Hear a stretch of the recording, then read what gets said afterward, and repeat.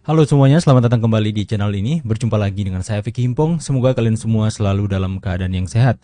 Di video kali ini kembali lagi kita akan membahas tentang dinamika politik yang terjadi saat ini. Dan judul video kali ini benar-benar bikin saya penasaran. What's going on here? Memanas. Ketua PBNU marah besar, tak main-main Gus Yahya, ultimatum keras Caimin begini. Wow, ini semakin memanas saja. Kita akan sama-sama menyaksikan dulu keseluruhan isi konteks dalam videonya, kemudian kita akan mengambil kesimpulan. Berbiasakan seperti itu agar supaya kita menjadi netizen yang benar-benar smart dalam menanggapi setiap pemberitaan media-media yang beredar hari ini. Dan tanpa perlu banyak basa-basi, link original video teman-teman semua bisa dapatkan di deskripsi. Dan let's play this video and let's do this. Let's go. Para kiai mendukung penuh, memberikan dorongan bahwa apa yang terbaik buat Partai Kebangkitan Bangsa itu akan menjadi juga keputusan beliau-beliau itu, dan beliau-beliau ini memberikan mandat kepada kita, Bismillah tawakkaltu ala Allah, melaku. Bahasa Jawanya budal Gus. Bismillah tawakkaltu ala Allah, budal Gus. Gerakan. PBNU membantah klaim PKB soal pasangan Anies Caimin direstui KNU. Kalau soal sikap sudah saya sebutkan berulang kali, saya bisa tegaskan sekali lagi di sini bahwa tidak ada calon atas nama NU. Jadi kalau ada calon itu ya atas nama kredibilitasnya sendiri, kapasitasnya sendiri, track recordnya sendiri dan seterusnya. Tidak ada atas nama NU. Malu gak tuh? Itu domain partai politik. Silahkan, ya, silahkan berjuang untuk mendapatkan kepercayaan rakyat. Tapi saya ulangi sekali lagi, tidak ada calon atas nama NU. Himbau agar politisi yang surveinya nggak terlalu ngangkat, nggak usah terlalu ngotot. Saya rasa yang paling utama ya, ketua PKB itu tidak boleh kemudian mengambil posisi berseberangan dengan NU. Kasihan umat. Saya tidak pernah bawa NU, saya tidak pernah bawa PBNU. Tapi saya dari lahir sampai sekarang orang tahu saya NU. Memilih calon pemimpin kita, calon presiden dan wakil presiden kita, dicek betul rekam jejaknya. Ya, kita lihat apakah pemimpin kita, calon pemimpin kita ini, ya, Betul sekali ya, betul. pernah menggunakan agama sebagai alat untuk memenangkan kepentingannya atau tidak. Yes. Kalau agama diperalat untuk merebut kekuasaan, jangan dipilih. Ya, Ketua Umum Pengurus Besar Nahdlatul Ulama atau PBNU Yahya Khalil Stakuf atau Gus Yahya membantah klaim dari PKB perihal dukungan dari Kiai Sepuh NU kepada pasangan Anies Baswedan dan Muhaimin Iskandar. Gus Yahya menegaskan bahwa perbincangan Kiai NU untuk mendukung Anies Caimin tidak pernah terjadi di PBNU. Gus Yahya menjelaskan bahwa hingga saat ini tak ada pembahasan tersebut di PBNU karena pemilihan presiden atau pilpres berada di luar ranah PBNU. Oleh karena itulah ia menekankan bahwa tidak perlu khawatir tentang pihak-pihak yang mengklaim dukungan NU untuk kepentingan politik praktis. Selain itu, Gus Yahya juga menegaskan bahwa tidak ada calon presiden yang sudah menyatakan diri sebagai representasi dari PBNU. Sebelumnya DPP PKB mengklaim bahwa duet Anies dan Caimin telah direstui oleh Kiai Sepuluh NU setelah Dewan Syuro DPP PKB meminta pertimbangan dan petuah dari para kiai. Gus Yahya sendiri menegaskan bahwa tidak ada calon atas nama NU. Hasanuddin Wahid, Sekretaris Jenderal DPP PKB, mengungkapkan bahwa para kiai mendukung penuh dan memberikan dorongan atas keputusan politik PKB untuk menduetkan Anies dan Caimin di Pilpres 2024. Namun, Gus Yahya menegaskan bahwa tidak ada calon atas nama NU. Gus Yahya berulang kali menekankan bahwa tidak pernah ada pembicaraan di PBNU tentang calon presiden karena itu di luar bidang organisasinya sebagai organisasi keagamaan. PBNU mengajak masyarakat untuk berjuang untuk mendapatkan kepercayaan rakyat.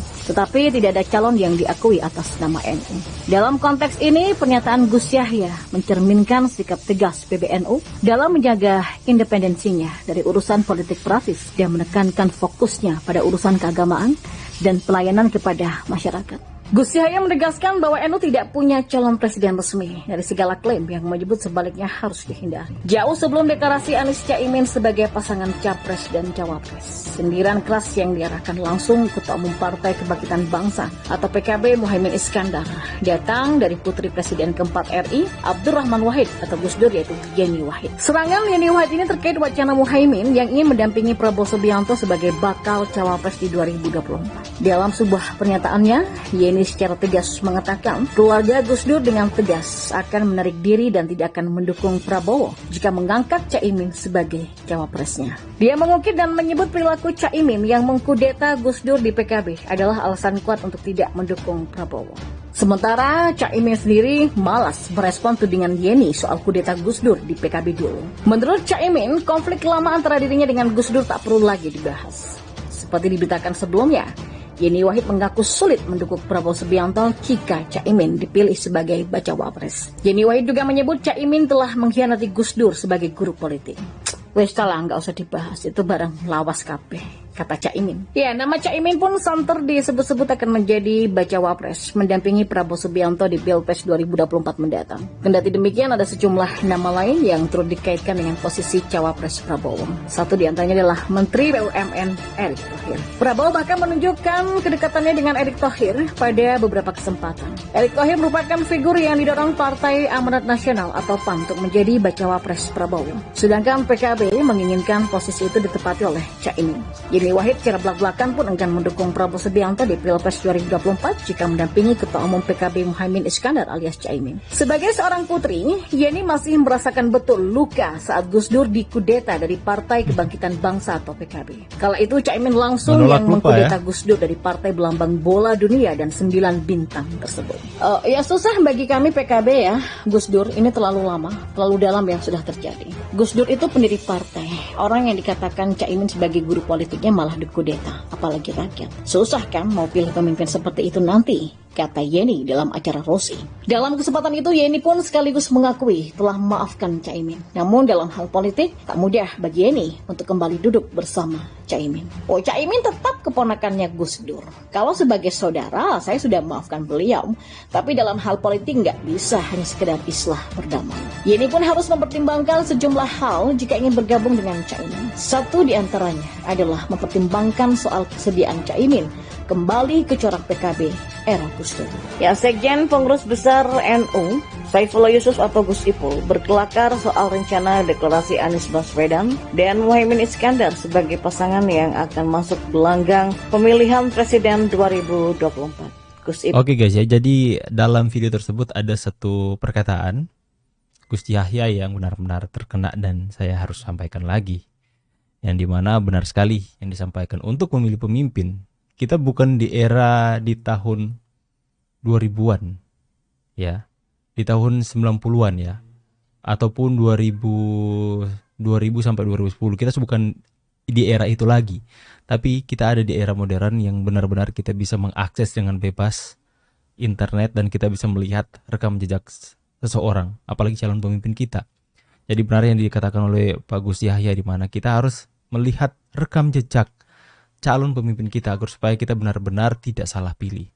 Kita harus benar-benar mencari calon pemimpin yang tidak pernah terlibat dengan orang yang melibatkan agama dalam politik, yang memanfaatkan agama untuk mencapai suatu tujuan atau kemenangan dalam politik.